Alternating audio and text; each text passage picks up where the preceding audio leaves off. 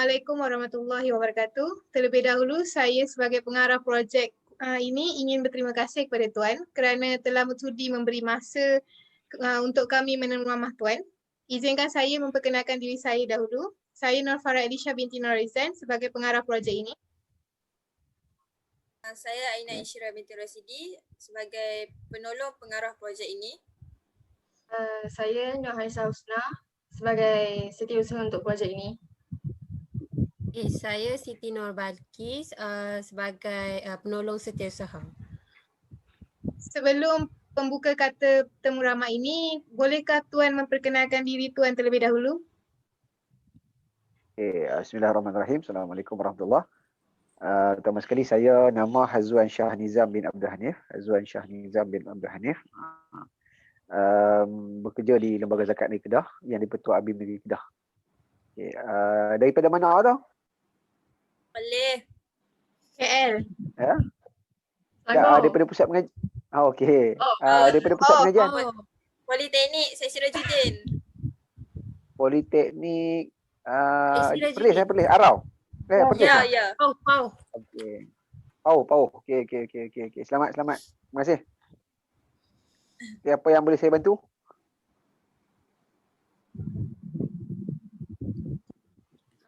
Okey. Terima kasih atas boleh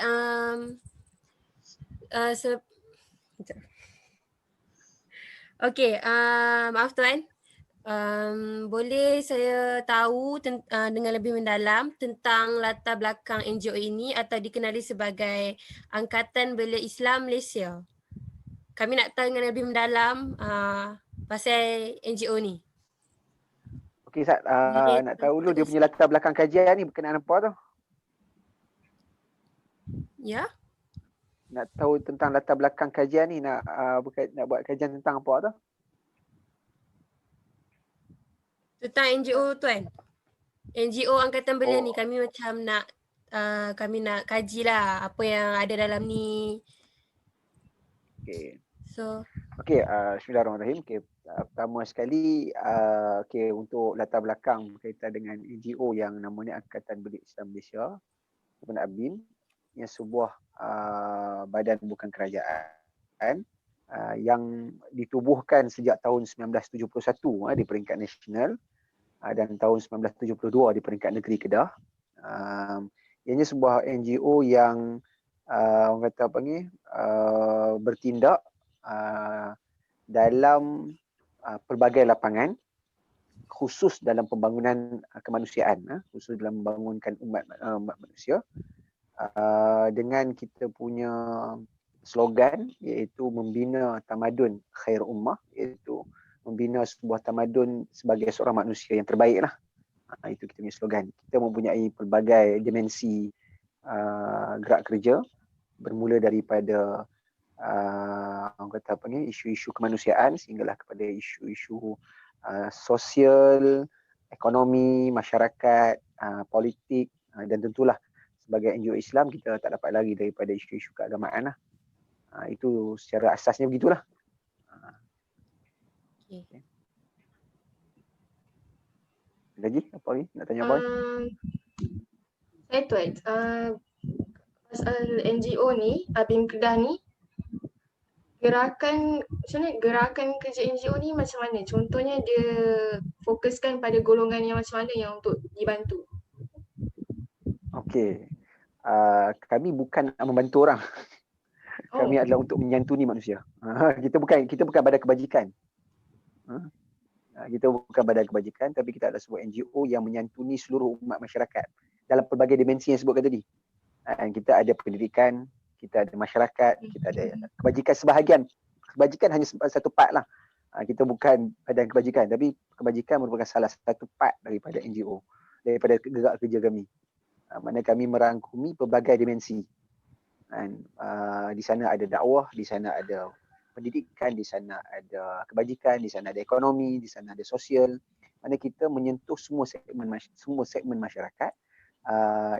Dengan sebab itu saya sebutkan slogan yang kami gunakan, membina tamadun khairul ummah. kita punya gerak kerja adalah untuk membangunkan umat ini, manusia ini dalam semua dimensi yang ada. Itu secara umumnya begitu.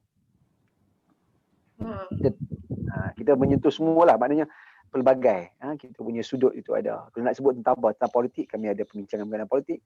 Berkaitan dengan masyarakat, kami ada perbincangan mengenai masyarakat. Ekonomi, kami ada. Kalau boleh ikuti kata apa ni, antara yang kita punya statement dalam FB kami, sebab kami bergerak secara national, statement dalam FB. Sehari dua ni kita sentuh isu pendidikan. Bila berlakunya PKPB ni, kita ada minta untuk kerajaan mengkaji isu-isu dengan apa istilahnya, silibus pendidikan dalam PKPB dan sebagainya. Itu antara isu. Dan isu antarabangsa juga kami sentuh. Kita ada statement yang terbaru kemarin dulu berkaitan dengan pilihan Presiden Amerika dan sebagainya. Itu kata kami sebuah NGO yang bukan satu NGO kecil yang membincangkan satu part saja, tapi kita ada pelbagai dimensi. Kita ada pelbagai portfolio, yang setiap portfolio tu dia akan menjaga ataupun akan menyantuni segmen-segmen yang kita sebut tadi. Itulah. Okay, lagi? Lah. Jadi Tuan, apakah harapan pihak tu untuk kerajaan dalam memberi dana atau membantu masyarakat? Boleh Tuan kemukakan pendapat Tuan?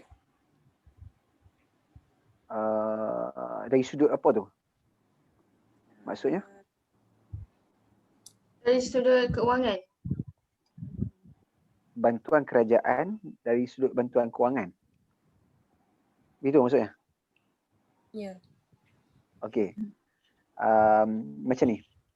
Secara keseluruhan ataupun kalau kita sebut secara lebih holistik, kita berpandangan bahawasanya kerajaan perlu memberikan bukan sekadar kewangan, tapi perlu memiliki satu agenda yang lebih holistik untuk membantu membangunkan rakyat ataupun membangunkan masyarakat secara keseluruhannya. Maksudnya dalam membentuk pembangunan ekonomi, memberikan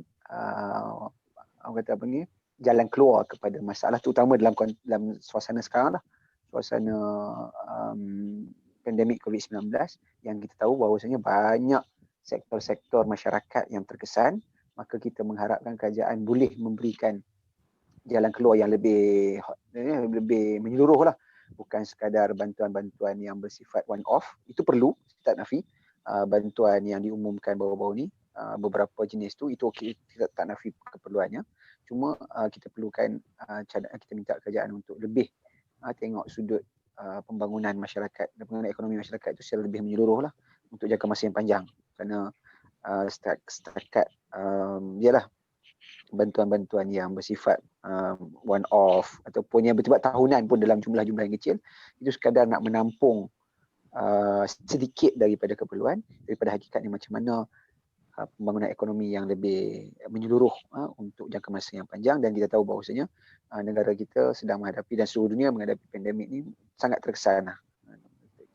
Kita mengharapkan ada yang lebih tersusun dan lebih menyeluruh lah. Alright. Ya, lagi. Okey Tuan, selain pada soalan yang berkaitan dengan NGO ni, boleh saya tanya soalan yang berkaitan dengan diri Tuan. Pada tahun berapakah Tuan berkhidmat untuk Angkatan Belia Islam ni? Bermula Saya tahun berapa? bermula 2007. Saya bersama dengan Angkatan Belia. Itu secara formal lah. Secara formal, tapi saya telah pun mengenali NGO ni sejak daripada kecil ni. Daripada tahun, sebab sama saya belajar tu, tahun 90-an, saya tengok 94, 95 dulu lagi lah. Waktu tu kita duk ikut-ikut je, ikut follow kita punya senior-senior dia buat program dan sebagainya. Kita ikut lah, tapi secara formal sebagai, dan lebih tepat sebagai jawatankuasa itu bermula pada tahun 2007.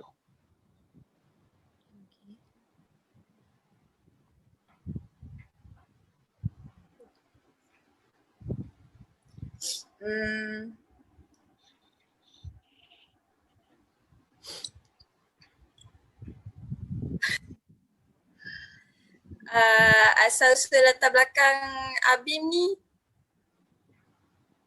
Asal usul latar belakang.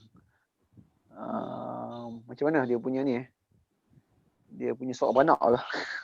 Macam mana boleh terbina yang something ABIM like tu?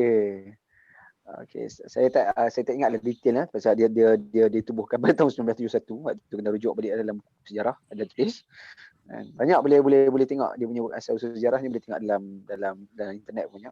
Cuma secara umumnya dia bermula daripada sebelum adanya ABIM, dia ada satu dinamakan PKPIM. PKPIM, Pertubuhan Kebangsaan Melayu Islam, yang khusus untuk mahasiswa di universiti pada tahun 70-an lah, pada ketika itu. Iaitu anak-anak muda yang mempunyai kesedaran untuk membangunkan masyarakat dan menyedarkan masyarakat dan memberikan orang kata suara ketiga kepada pemerintah. Suara ketiga tu maksudnya NGO lah, untuk memberikan cadangan, memberikan check and balance kepada kerajaan. Maka muncul pada ketika itu anak-anak muda di universiti memberikan banyak orang kata berbentuk lah, kalau kita ada makan tekanan, tekanan ni kadang orang anggap sebagai satu benda yang negatif, tapi sebenarnya tekanan yang berbentuk positif kepada kerajaan untuk menyelesaikan isu kemiskinan, isu agama dan sebagainya pada tahun 70-an itu.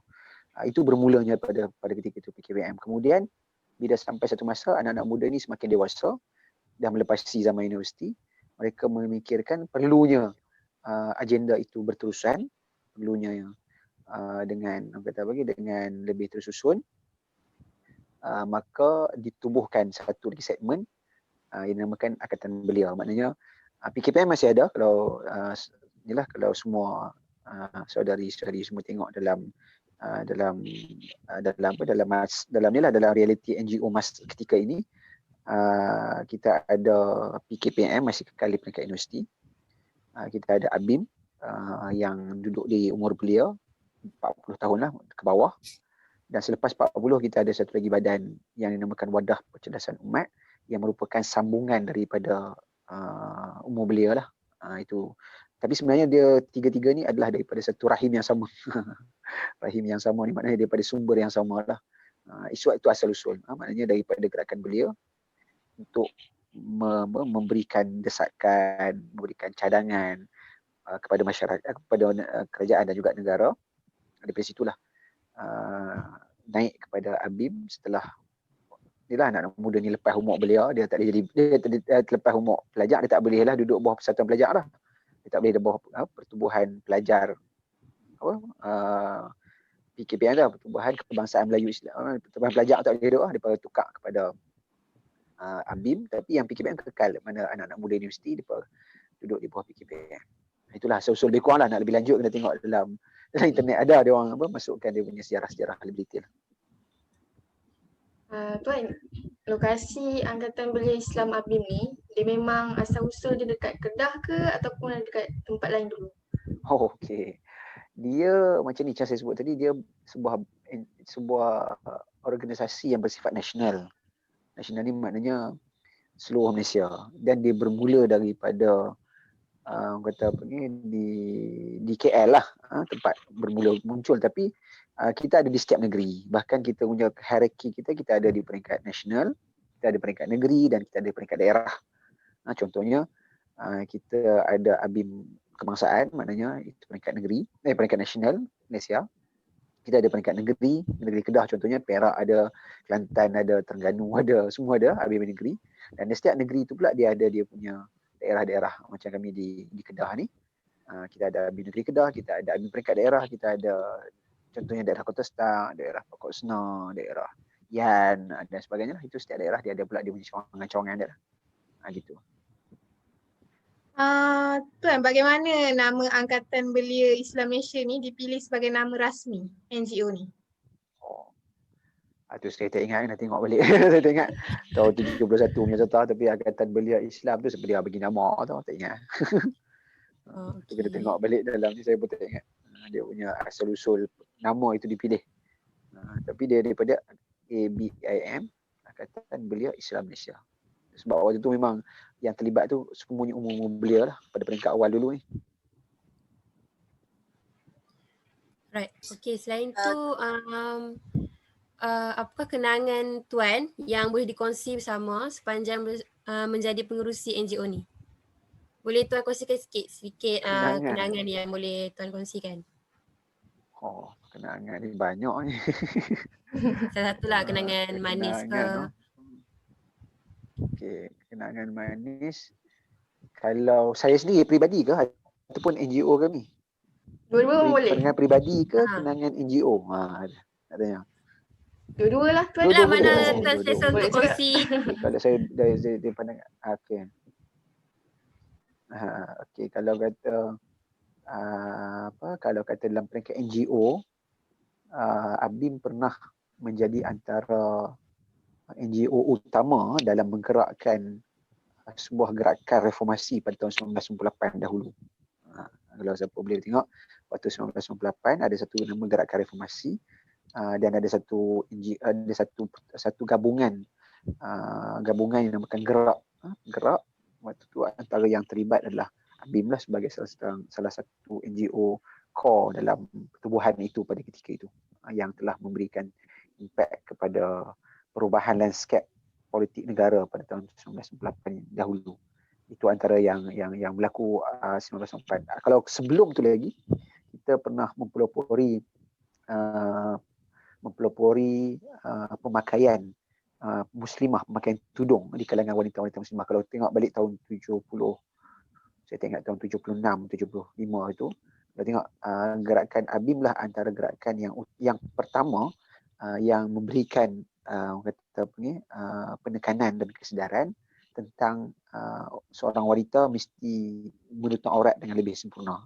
Kalau baca balik sejarah, dia punya macam mana benda tu berlaku. Itu dalam konteks yang lebih peringkat nasional lah. Adapun di peringkat peribadi saya, antara kenangan-kenangan manis ni iaitu bila kita boleh melaksanakan program-program masyarakat. Contoh dahulu kami ada program, kami turun di masjid-masjid setiap bulan. Kami namakan program itu My Imarah Masjid. Kita duduk setiap bulan, kita akan buat program dengan masyarakat di kampung, di sebuah masjid. Kita akan duduk dengan mereka sepanjang hari. Pelbagai pengisian daripada dengan anak muda kita main bola, dengan orang tua kita buat forum, itu kita dengan buat gotong royong dan sebagainya. Itu antara yang inilah, di samping kita menganjurkan beberapa program-program seperti diskusi buku, kita buat seminar dan sebagainya lah. Itu antara kita punya core business lah. Di samping untuk makluman semua, kami ada satu yang juga core business besar kami ada menguruskan sekolah. Kita kalau di Malaysia kita ada peringkat persekolahan pendidikan ni, kita cover daripada peringkat prasekolah, rendah, menengah dan sampai peringkat IPT lah. Kita ada sekolah prasekolah persegerian yang nama kita sendiri itu nama Taski, orang panggil Taski ABIM. Kita ada sekolah-sekolah rendah, rangkaian sekolah rendah kita di seluruh Malaysia. Kalau di negeri Kedah kita ada 2 sekolah rendah. Kita ada sekolah rendah Islam Al-Usta di Al-Usta, kita ada sekolah rendah Islam Al-Ma'arif di Sungai Tani. Kalau di peringkat sekolah menengah juga kita ada di seluruh Malaysia. Di peringkat negeri Kedah kita ada sekolah menengah sains tahfiz di Kedah. Dan untuk pengajian tinggi kita ada di Kajang, kita ada Kolej Darul Hikmah di Kajang. Maknanya itu adalah rangkaian-rangkaian pendidikan. Kami punya rangkaian-rangkaian pendidikan lah dalam ABIM ini. Kita ada rangkaian pendidikan dan kita alhamdulillah antara yang awal mempelopori pendidikan Islam di peringkat sekolah prasekolah dan juga sekolah rendah dan juga sekolah menengah. Yang swasta lah, yang persendirian. Okay Tuan, siapa pendorong kejayaan ABIM sehingga dikenali oleh orang awam? Orang ramai? Pendorong kejayaan? Ya. Yeah. Kita ada banyak tokoh. Antaranya adalah tentulah kami punya Presiden ABIM yang pertama, Profesor Dr. Razali Nawawi. Dia masih hidup. Kalau nak pergi jumpa boleh. Tapi dah berumur lah. Itu Presiden pertama. Dan juga kita ada tentulah kita punya antara tokoh yang tak dapat dipisahkan adalah Presiden kita yang kedua, iaitu Datuk Seri Anwar Ibrahim sebagai Presiden yang kedua. Dan juga kita ada Presiden-Presiden hebat yang lain seperti Datuk Dr. Siddiq Fadil dan yang lain-lain lah, ramai lagi lah. Itu semua adalah tokoh-tokoh. Di samping kita ada banyak engagement dengan gerakan-gerakan Islam antarabangsa yang juga merupakan pendukung-pendukung kuat kita. Contohnya macam dengan Dr. Yusuf Al-Qardawi sendiri, dulu arwah Syekh Dr. Fathiyah Khan, Dr. Wahbah Az-Zuhaili, ramai lagi lah tokoh-tokoh gerakan Islam dan juga ulama-ulama di peringkat antarabangsa yang memberikan sokongan dan juga bantuan kepada perjalanan dan juga fikrah idealisme perjuangan ABIN itu sendiri. Okey, terima kasih Tuan. Seterusnya, apakah kegiatan penting yang dijalankan oleh ABIM untuk setiap tahun, pada setiap tahun? Kegiatan penting ni macam saya sebut tadi lah, macam-macam lah sudut, berbagai sudut lah. Kita pendidikan ada, sosial ada, maknanya dia ikut part masing-masing. Kalau pendidikan, dia akan cover pendidikan lah. Kita ada tim yang cover bahagian sosial, dia turun jumpa masyarakat, buat program anak muda.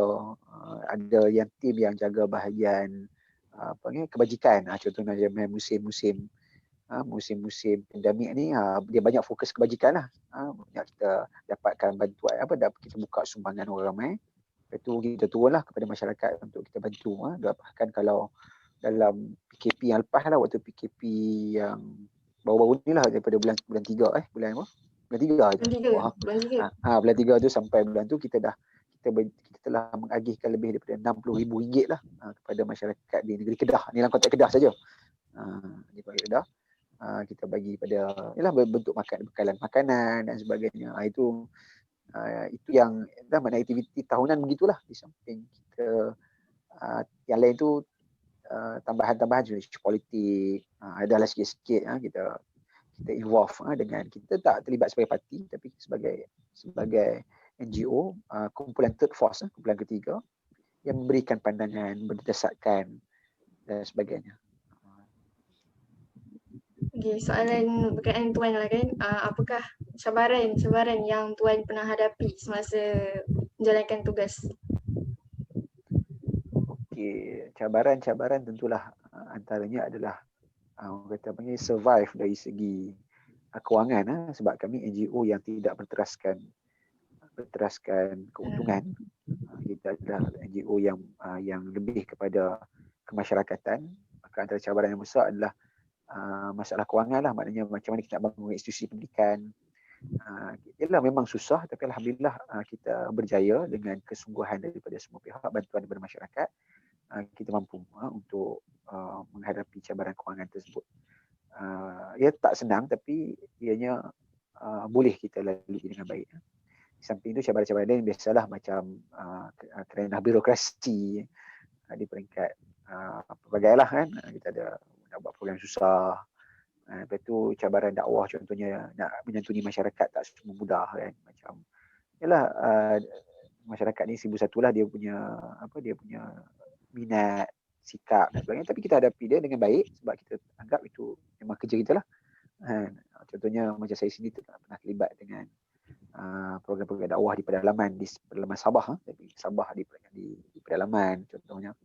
Maknanya kita menghadapi realiti orang-orang pedalaman dan sebagainya. Itulah antara cabaran-cabaran yang kita lalui. Okey Tuan, apa pandangan Tuan terhadap para sukarelawan yang baru kini menceburkan diri dalam bidang ini?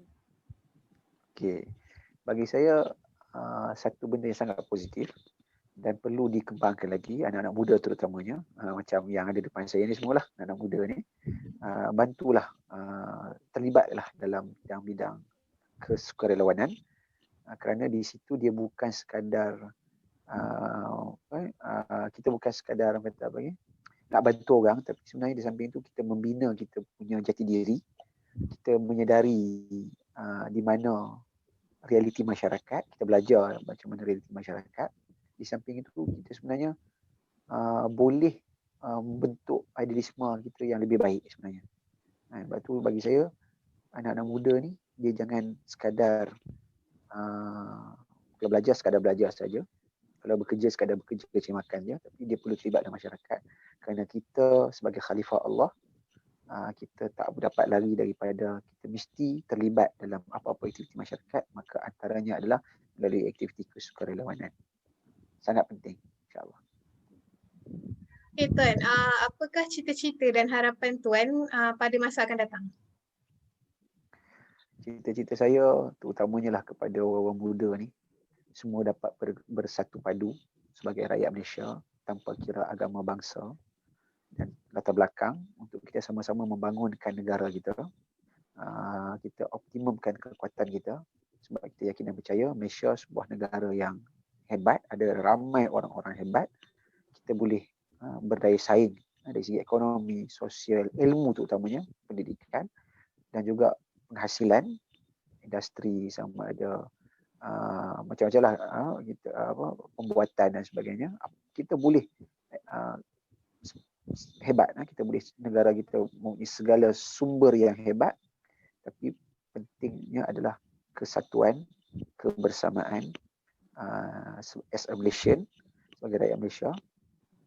Saya rasa yakin dan percaya anak-anak muda boleh bagi signal yang jelas kepada semua orang yang ada dalam Malaysia ni, kita adalah rakyat Malaysia tanpa kira apa latar belakang kita.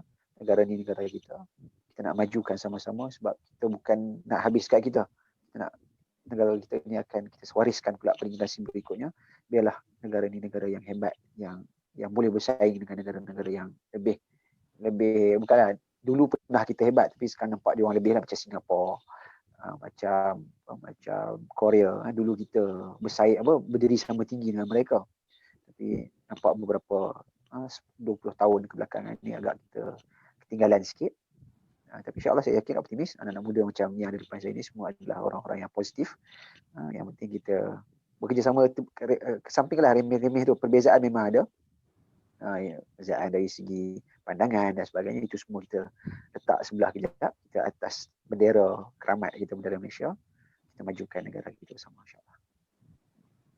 Okay, Tuan, pengakhiran soalan dan jawapan tadi menjadi noktah pengakhiran kata.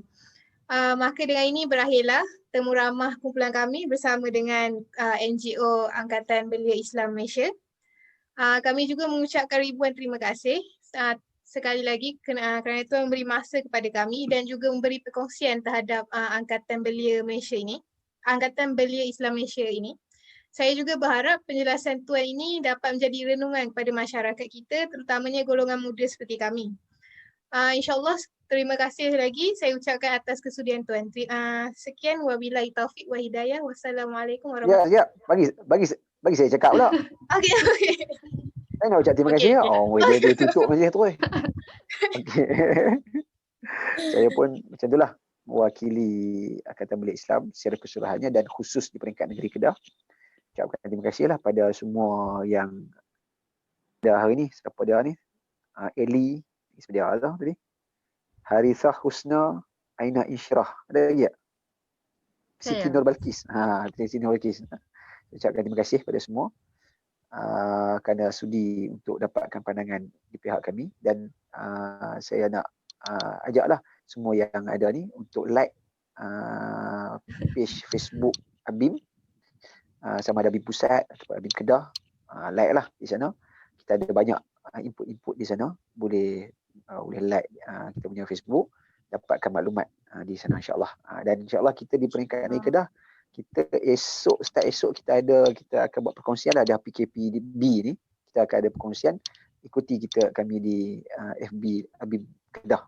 Kita ada perkongsian setiap hari, insya-Allah. Kita akan aturkan. Terima kasih. Terima kasih Tuan. Terima kasih Tuan. Terima kasih.